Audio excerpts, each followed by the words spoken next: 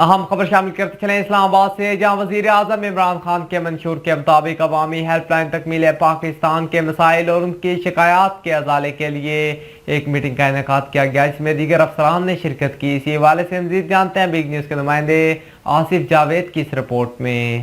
جی Abu Bakr, prime minister عوامی help line Takmeel Pakistan کی senior قیادت سردار اقبال خان جدوئی، chief organizer Punjab M A Khawar Kashani, district صدر راولپنڈی محمد نواز ملک اور باقی اضلاع کے صدور نے اسلام آباد وزیر اعظم آفس میں federal parliamentary secretary Sahibzada Sibghat Allah, ministry of overseas Pakistani سے ملاقات کی۔ ملاقات میں عوامی ہیلپ لائن تکمیل پاکستان کے بارے میں اپنی کاوشوں سے آگاہ کیا۔ وزیر اعظم کے منشور پر عمل کرتے ہوئے عوامی ہیلپ لائن تکمیل پاکستان کے مسائل اور شکایات کے ازالہ کے لیے اپنی کاوشوں سے آگاہ کیا۔ صاحبزادہ صبغت اللہ نے ہر معاملے میں مدد اور تعاون کی یقین دہانی کروائی۔ بگ نیوز کے ساتھ آصف جاوید، اسلام آباد۔